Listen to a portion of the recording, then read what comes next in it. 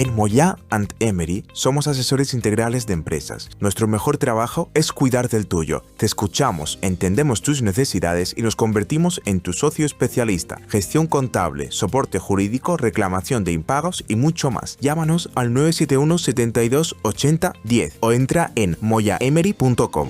Moya & Emery, soluciones para tu empresa. Entonces, venga, con Moya & Emery, en este espacio mensual, hoy nos acompaña Nicolás Emery. Nicolás, ¿cómo estás? Muy buen día. Muy buenos días, muy bien. Venga, que vamos a hablar en los próximos minutos en este espacio de un asunto que está muy de actualidad, que es el tema de los autónomos, de si se les sube o no se les sube las cuotas, después de este anuncio que hizo el Gobierno central de una posible subida importante, ¿no?, en todos los tramos a partir de 2026. Bueno, luego, después de el ruido que se formó alrededor de este anuncio, él reculó, por decirlo de alguna manera, corrigió sus intenciones el Gobierno, dijo que bueno, iba a congelar en los tramos más bajos estas cuotas. En fin, cuotas y recortes autónomos. Vamos a hablar de esta cuestión. Venga. Una primera pregunta, Nicolás. ¿En qué consiste exactamente el sistema de cotización por ingresos reales y cómo afecta a un autónomo con ingresos bajos, ¿no?, con ingresos modestos, diríamos, ¿no? Vamos a ver, el sistema de autónomos hasta hace 3 años había una cuota, digamos, una cuota mínima que tenías que pagar y ibas añadiendo, pues si querías una asistencia sanitaria, que si querías cotizar por el desempleo, pues ibas añadiendo y pagabas un poquito más. Y era una cuota mínima. Lo que ha ocurrido a partir de la reforma de hace 3 años, pues el Gobierno pues decidió pues que había que regularizar los autónomos, digamos que tenían que pagar más y que tenían que pagar en función de lo que iban ganando. Digamos, si ganabas más dinero, pues el que ganaba más pagaba más, igual que pasa con el trabajador normal. Se trata de que tú coges los ingresos y los gastos, haces la diferencia, haces un ajuste de un 7% y vas en la medida del tramo donde estás encuadrado y dices, aquí estoy yo, pues tengo que pagar esta cuota. Digamos, es una forma muy sencilla de calcular. Lo que ocurre es que así como en el pasado pues habías determinados conceptos por los que pagabas, pues con este sistema pues englobas en todo. O sea que si no solamente se te aumenta la cuota, que es lo que realmente preocupa, que es para que la gente pueda percibir su pensión en el futuro, no solamente aumentas tu contribución a tu participación o el derecho de jubilación, sino también, si te estás enfermo, pues también el porcentaje que iría en el pasado directamente a lo que es para la pensión, pues también va para si estás de baja de enfermedad o si tienes un cese de actividad o si tienes que hacer un plan de formación por integración. Es un sistema, de alguna manera, correcto, pero creo que lo que necesitas es una reforma y de que se determine qué cantidades deberían ir para la contraprestación de la jubilación futura y qué es lo que tendría que ir para otros conceptos. Pasa que el anuncio inicial del Gobierno hablaba de subida de hasta el 35%, ¿no?, en algunas de esos tramos, de esas cuotas. Claro, estamos hablando de cantidades ciertamente importantes, ¿no?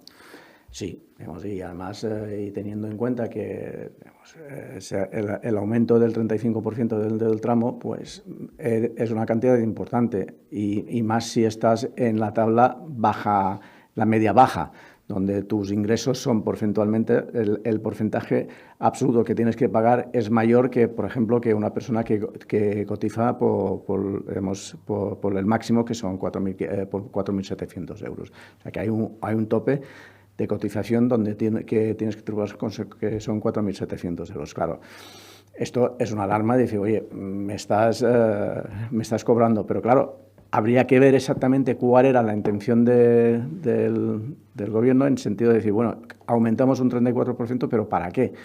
¿Para que esto vaya a las pensiones o para que vaya a las pensiones y todas las otras cosas, otras ayudas que se tienen derecho los autónomos, que prácticamente nadie tiene intención de pedirlas. Digamos, un autónomo, tú mismo que eres autónomo o yo mismo, pues si estoy enfermo lo que no voy a hacer es ir al médico a que me den de baja. Digo, me voy a curar lo más rápidamente posible. Sí. Para... No claro, podemos enfermar. No podemos enfermar. Y no porque seamos de otra casta, sino o si enfermamos nos tenemos que aguantar. Exactamente, no tenemos una retribución, porque aparte de esto, que te empiezan a pagar a partir del día 15, o sea que no es que cobres desde el primer día.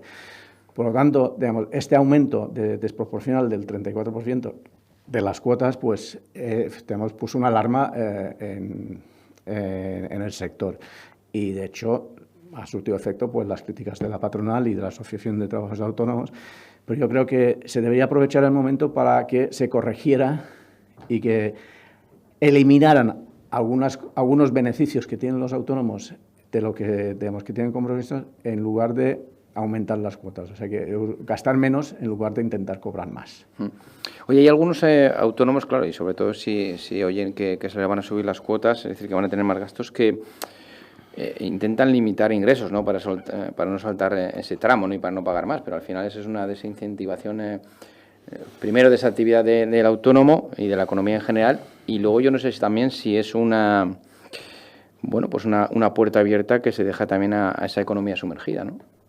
Vamos a ver, yo creo que es una, digamos, y menos el año que viene, que nos entran nuevas medidas de control por parte de Hacienda, que es el famoso Verifactu, que algún día hablamos de este tema, pero que lo que está ocurriendo, digamos, de todo lo que yo recaude, y con un tope, yo tengo que pagar el 32% de cuota de autónomo. O sea que cada 1.000 euros tengo 320 de cuota, más o menos a grandes números.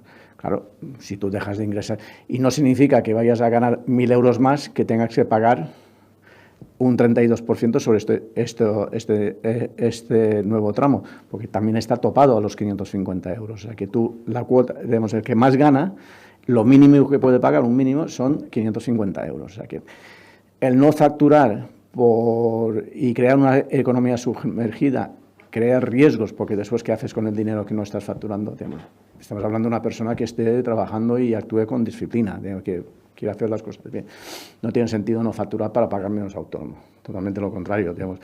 Habría que pagar para que el día de mañana no se vea mermado, pues, con la experiencia nosotros hemos visto que gente que no ha pagado el autónomo, pues que se encuentra que cuando van a jubilarse, pues están perdiendo, digamos, poder adquisitivo a la hora de cobrar la pensión. Sí, lo que pasa es que, como tú nos comentas, claro, no parece tampoco muy justo ni muy proporcional que un autónomo, por ejemplo, que tiene ingresos de 10.000 euros, por decirlo de alguna manera, pues pague la misma cuota que uno que tiene 4.000. Tampoco parece eso muy justo, ¿no? Ni muy proporcional, ¿no? No, bueno, precisamente es lo que... Esto es lo que pasaba hace 3 años. Digamos, en el régimen anterior era así. Tú aumentabas tu cuota voluntariamente. Ahora no. Ahora la desigualdad de alguna manera se ha dividido. Si tú ganas 4, pues pagarás por 4. Y si ganas 6 o 10, pagarás por esta cantidad. O sea que no pagan lo mismo los que más ganan que los que menos ganan. ¿Cuántas ventas necesita un autónomo para cubrir su cuota mensual aproximadamente? No sé si nos podemos hacer un cálculo para que la gente se haga la idea, ¿no? Vamos a ver, una persona que esté en el tramo más bajo de 294 euros, que tiene lo que tiene que pagar, pues, y que tenga un margen del 50% sobre tal, tiene que facturar 560 euros para pagar. Los primeros 560 euros o los primeros 600 euros, para hacer el número redondo, sería el importe, la cantidad, los ingresos que debería destinar para pagar su cuota de autónomo. Digamos, antes de cualquier gasto, digo, voy a cubrirme autónomo. Pues si tiene luz, gas, tiene que pagar coche, lo que tiene que... Pues, quita los 600 euros de facturación y fuera, ya está, ya ha cubierto el mes, con un margen del 50%. Tampoco lo estudio así. Y yo creo que tenemos que tener en cuenta 2 tipos de autónomos. O sea, que son aquellos autónomos que son autónomos porque no les queda más remedio que ser autónomos, porque no encuentran trabajo en ningún lado, y además muchas empresas que exigen que cuando vas a contratarte y tienes una edad y tienes unas necesidades, te obligan a ser autónomo. Estos son los más que sufren. Pero después están los que, de alguna manera, que tienen su trabajo, que son autónomos, que a lo mejor tienen un trabajador o que tienen una constancia en el trabajo, pues estos tienen menos problemas que lo que puedas tener un pequeño autónomo de 1.500 euros al mes de salario, que para eso que valdría más que se dejara de ser autónomo y se fuese a trabajar pues en la construcción o en hostelería que ganaría más dinero y a lo mejor estaría más feliz.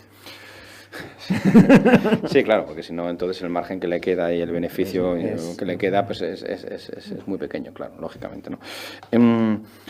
¿Qué pasa si al final del año el autónomo ha pagado de menos o de más, ¿no? Porque estamos fichados, eso Hacienda nos tiene controlados, ¿no? Seas autónomo o no seas autónomo, pero bueno, si no eres autónomo, evidentemente, a través de la empresa que te pague, y si eres autónomo, también te tiene fichado. Vamos a ver, como los autónomos dependemos de nosotros mismos y no tenemos unos ingresos inciertos, que nunca sabemos lo que vamos a ganar, pues claro, se ha habilitado por parte del gobierno de que se abren 6 ventanas al año para que puedas ir regularizando el autónomo según si facturas más o, mejor dicho, si ganas más o ganas menos. Yo normalmente aconsejo cojo y me voy a final de año, en el último tramo, he visto lo que he ganado durante el año, he visto que he pagado de menos, pues si has comparado con el año anterior, pues el diferencial que tendrías que pagar si has pagado de menos suele ser bastante dañoso, y pagas en el mes de febrero la diferencia de lo que has dejado durante el año anterior. ¿Qué pasa si no llegas si has pagado de más? Pues aquí hay 2 formas. Una, que te lo pueden devolver de oficio, que la Seguridad Social, como está conectado con la agencia tributaria y se intercambian información, pues te pueden hacer la devolución de oficio. O bien tú lo puedes pedir un mes después, no sé si un mes o 3 meses después de haber acabado el año, puedes solicitar la devolución de ingreso, el exceso del ingreso que has tenido. Es conveniente hacerlo porque si has ingresado de más, pues por supuesto la Seguridad Social no lo toma en cuenta como una mayor aportación para las cotizaciones futuras para el cálculo de la base reguladora para la pensión. Nicolás, ¿y dónde quedan todos estos anuncios que hacen las administraciones, sobre todo las administraciones locales autonómicas, cuando dicen, no, vamos a poner la tarifa plana, ¿no? O la tarifa cero, primer año, segundo año? Vamos a ver, aquí hay que debemos separar 2 cosas. Por un lado, aquellos autónomos que no han estado de alta durante los 2 últimos años pueden optar por una tarifa de 80 euros el primer año. Y después, si su ingreso del año siguiente si el ingreso de este año es inferior al salario mínimo interprofesional, pues lo que siguen durante este siguiente año siguen con la tarifa de 80 euros. Con esa tarifa plana, por decirlo una plana de 80 básica, euros. Como se... Independientemente de lo que ganas. Si el primer año ganas mucho dinero, pues fantástico, el año siguiente pagarás más. No lo tienes que regularizar. ¿Qué ocurre? Que las comunidades autónomas, y no la Seguridad Social, las comunidades autónomas ponen un plan, dice, bueno, unas subvenciones para aquellas personas, primeros autónomos, que no han tenido autónomos anteriormente, que te dicen, te vamos a subvencionar con el 100% de las cuotas de autónomo que tienes que pagar durante el primer año de actividad. Pero esto es tonto el último, o sea que es un presupuesto cerrado. Yo creo que de todos los que hemos pedido, creo que hemos conseguido 2. ¿Por qué? Porque después no hay presupuesto. Digamos, son anuncios que están ahí, y después también hay otros anuncios, otras ayudas, pues si una mujer en una situación vulnerable, también tienen subvenciones para los autónomos. Claro, estos son los autónomos que yo te comentaba al principio, son aquellos autónomos que se ven obligados a ir a trabajar y buscarse la vida de alguna manera porque no encuentran o están discriminados de la sociedad por su situación. Son ayudas que al final y al cabo no van a ningún lado. Digamos, sí, yo te doy 80 euros, 80 por 2 son 960 euros y no vas a ningún lado con este dinero. También hemos oído en estos últimos días, a raíz de este anuncio del Gobierno y el debate suscitado en la sociedad, hemos escuchado anuncios, ¿no?, por parte, por ejemplo, del líder de la oposición, el señor Núñez Feijóo, diciendo que si él es presidente, pues aplicará la exención del IVA para los autónomos que facturen menos de 80.000 euros. Creo que esto el gobierno del señor Sánchez lo llegó a anunciar en su momento y creo que, de hecho, se aplica en algunos países de Europa ya, ¿no? Sí, se aplica en algunos países europeos. ¿Y por qué aquí no? Bueno, vamos a ver. Nosotros aquí tenemos 2 regímenes especiales a efectos de IVA. Por un lado, para el comercio minorista tenemos el recargo de equivalencia, que los comercios minoristas, cuando compran a su proveedor, pagan un recargo, independientemente del volumen de facturación, y se les exime de tener que presentar declaraciones de IVA trimestralmente. Un régimen muy sencillo y muy llevadero. Lo único que a veces te puedes encontrar que tienes mucho stock y tienes mucho IVA pagado que no te lo has podido deducir. Bueno, pues ya lo recuperarás en el futuro. Tenemos este régimen. Después tenemos el régimen simplificado o más conocido por módulos, hablando de IVA, ¿no? Que dice que hay determinados sectores, pues, por ejemplo, peluquerías, taxistas, bares pequeños, pues tienen una tarifa plana. Digo, bueno, plana no, dice, tú tienes tantos trabajadores, consumes tanta energía o tienes tantos mesas, pues tu cuota repercutida a declarar en la declaración de IVA es 8.000 euros, pongamos por ejemplo. Tienes después todos los IVAs soportados que has pagado por lo que puede ser el alquiler, la compra de mercaderías, género, en definitiva, todo, compras. Es deducible hasta una cuota mínima que se te obliga a ingresar, que vas ingresando una cuota mínima trimestralmente. Y normalmente esta cuota mínima coincide con lo pago durante los primeros 3 trimestres. Ahora bien, después tienes los bienes de inversión, que por ejemplo un taxista que se compra un coche, renueva el coche y paga un IVA. Pues este IVA es deducible y recuperable al final del año, tanto en el sistema actual que tenemos. Ahora bien, ¿qué ocurre? Con el sistema franquicia que planteaba tanto el PSOE como planteaba el líder de la oposición recientemente, pues es un sistema que tú no cobras IVA. Si eres una persona que factura menos de 80.000 euros, no cobras IVA a tu proveedor, pero tampoco te puedes deducir el IVA soportado. Pongamos, por ejemplo, el taxista que hemos hablado antes, dice, él a lo mejor se deduce el gasolina, la reparación, todos los aspectos que tiene, y se compra un coche y también se lo puede deducir y recupera un dinero. En este sistema de franquicia no es posible. O sea que tú no pagas, pero tampoco cobras nada y tampoco te puedes deducir nada. Por lo tanto, dependiendo del sector y dependiendo cómo se articula en el futuro, en principio tenía que haber entrado en vigor este año 2025. Para el 2026 no creo que se entre por todo lo que nos viene ahora con el tema de la nueva sistema de facturación electrónica que tenemos que implementar durante el año 26. Pero yo creo que en el 27 posiblemente puede entrar en vigor. Pero de todas maneras tenemos un sistema muy parecido al que tenemos en Europa, pero distinto.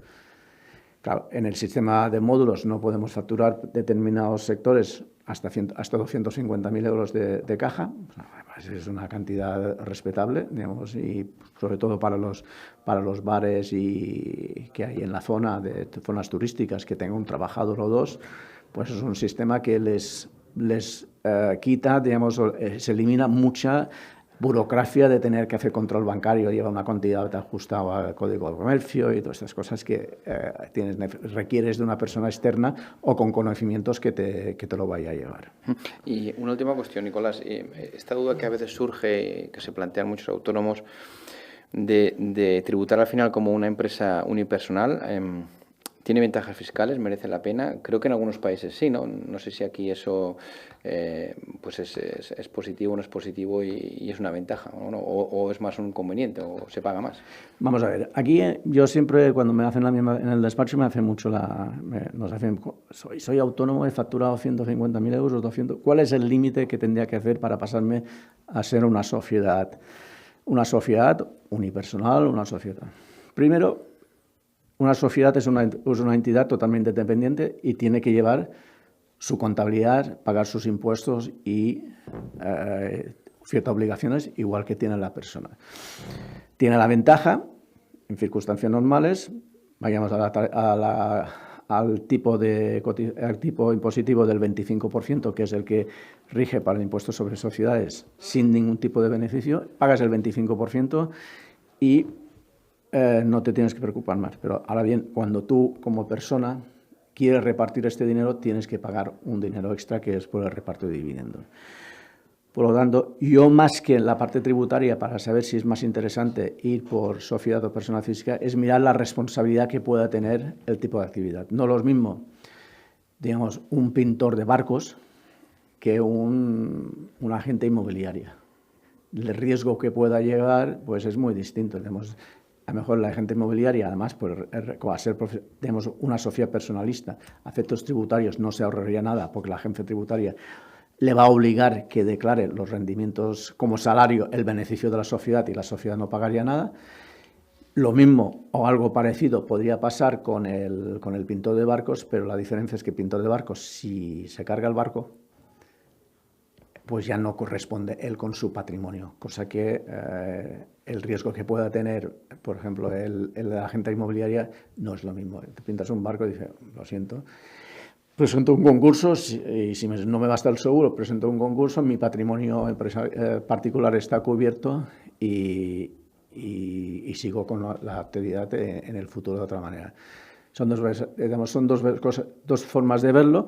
Yo aconsejo, la mayoría de las veces, si no hay personal y si no hay un riesgo latente un riesgo que nunca suelen pasar, pero que pueden pasar, es que se tribute como persona física, y si hay este riesgo, hay personal, pues ir por la opción de ir por una sociedad limitada. O sea, que no es solamente el tema de decir voy a pagar tanto o voy a pagar tanto más o menos en el caso de un sistema u otro. Hay que mirar otros aspectos a tener en cuenta.